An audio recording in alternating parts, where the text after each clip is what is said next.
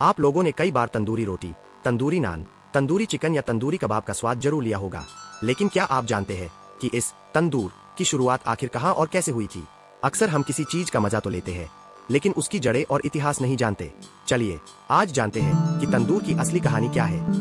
तंदूर एक मिट्टी से बना भट्ठी जैसा ओवन होता है, जिसमें लकड़ी या कोयले से आग जलाकर रोटियां, नान, कबाब और दूसरे व्यंजन पकाए जाते हैं। इसका इतिहास बहुत पुराना है। माना जाता है कि तंदूर का इस्तेमाल सबसे पहले हड़प्पा सभ्यता यानी इंडस वैली सिविलाइजेशन में किया गया था, करीब 4000 साल पहले।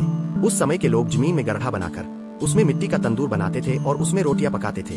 बाद में ये तरीका मध्य एशिया और उज्बेकिस्तान जैसे इलाकों में भी अपनाया गया, जहां आज भी लोग जमीन के अंदर बने तंदूर में रोटियां और मांस पकाते हैं। रोटियों को तंदूर की अंदरूनी दीवारों से चिपकाया जाता है और तेज गर्मी से वो जल्दी पक जाती है।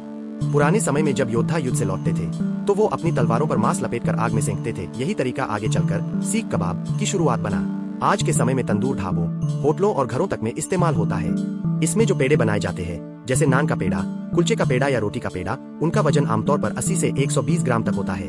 तंदूर का तापमान बहुत ज्यादा होता है, लगभग 400 से 500 डिग्री सेल्सियस तक। जब किसी तंदूर में दरारें आ जाती है तो उसको ठीक करने के लिए पारंपरिक तरीका इस्तेमाल किया जाता है।